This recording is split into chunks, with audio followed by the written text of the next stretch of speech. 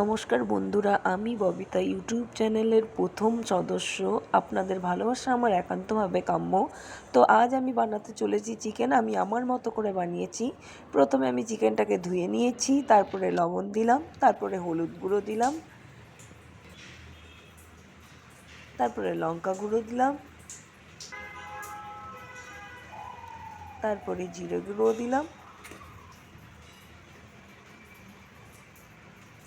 Mustard oil, Fortune mustard oil একটু দিয়ে দিলাম ভালোভাবে।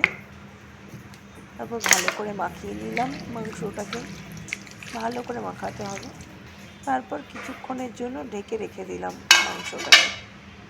টমেটো লঙ্কার পেস্ট, আদা রসুনের পেস্ট, পেঁয়াজ বাটা, কাঁচা লঙ্কা নিয়ে নিয়েছি। এবার আমি আমার গ্যাসটা ধরানোর চেষ্টা করছি, কোনো মতেই ধরছিল না। গ্যাস ফাইনালি ধরেছে। এবার আমি আমার কড়াইটা বসিয়ে দিলাম। এবার আমি ইউজ করছি সাদা রিফাইন্ড অয়েল। তেলটাকে গরম হতে দেব। তারপরে তেজপাতা দিলাম, শুকনো লঙ্কা দিলাম, আর দারচিনি দিয়ে দিয়েছি। সাদা জিরে দিলাম একটু, পেঁয়াজ বাটা দিলাম, যেটা বেটে রেখেছিলাম অলরেডি। একটু নাড়িয়ে নেব। নাড়িটা দিয়ে একটু ভালো করে নাড়িয়ে নেব মশলাটার সাথে ভালোভাবে। টমেটো লঙ্কার পেস্টটা আমি দিয়ে দিলাম, যেটা আমি আদা ভাঙা বেটে নিয়েছিলাম। ভালো করে নাড়িয়ে চাড়িয়ে নেব। বারবার বলছি, ভালোভাবে নাড়াতে হবে মশলা, যাতে কোনোভাবে না লেগে যায় কড়াইয়ে।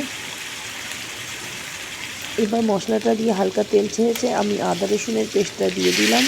আবার মশলাটাকে ভালোভাবে নাড়িয়ে নেব।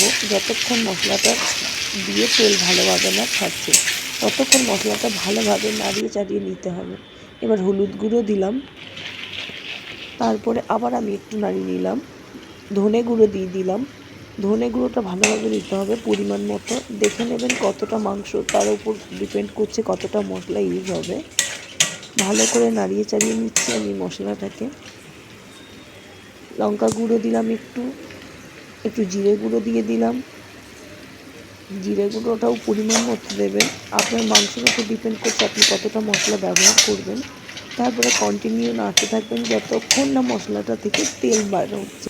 এবার আমি একটু জল দিয়ে দিলাম, কারণ আমার মশলা দিয়ে অলরেডি তেল বেরিয়ে গেছে। আমার মা বলেন, যে থালায় মশলা রাখা হয় সেই জলটা যদি ব্যবহার করা হয় তাহলে মাংসের টেস্ট ভালো হয়। তো আমি সেই জলটাই একটু দিয়ে দিয়েছিলাম। এবার একটু নুন দিয়ে দিলাম। পরিমাণ মতো নুনটা দেবেন এবং মশলাটা একটু নাড়িয়ে নেবেন। আমার মা বলেন একটু চিনি দেওয়া উচিত যে কোনো রান্নায়, যার কারণে স্বাদটা ভালো হয়। তো আমি একটু অল্প চিনি দিয়েছিলাম, সামান্য পরিমাণে দেবেন, বেশি দেবেন না। এবার আমি মাংসগুলো দিয়ে দিলাম, যেটা আমার অলরেডি আগে মাখানো ছিল। এবার মাংসটাকে ভালো করে কষাতে হবে, যাতে কোনোভাবে তলায় না লেগে যায়। তার জন্য বারবার বলছি, মাংসটা ভালোভাবে নেড়ে চেড়ে কষিয়ে নেবেন, মশলাটা যাতে মাংসের ভেতরে ভালোভাবে ঢোকে। আমি আবারও একটু জল দিয়ে দিলাম। আবার ভালো করে মশলাটা নাড়তে হবে, যাতে মাংসটা ভালোভাবে সিদ্ধ হয়, মশলা যেন মাংসের মধ্যে ঢোকে। আর একটু বেশি করে জল দিয়ে দিলাম, কারণ আমার মাংসটা একটু ঝোল প্রয়োজন, তাই আমি জল দিয়ে দিচ্ছি। আর মাংসটাও সিদ্ধ হয়ে যাবে ভালোভাবে।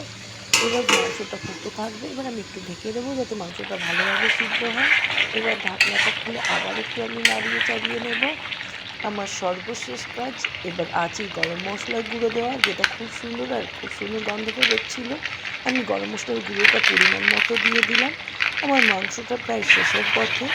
মশলাটা দেওয়ার পর আমি আবার ভালোভাবে নাড়িয়ে নেব।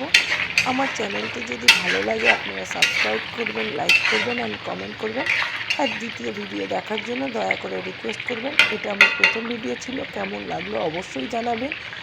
পাশে থাকা বেল আইকনটি প্রেস করে আমাকে নিউ জার্নিতে এগিয়ে যেতে সাহায্য করবেন। সবাইকে অসংখ্য ধন্যবাদ। ভালো থাকবেন, সুস্থ থাকবেন।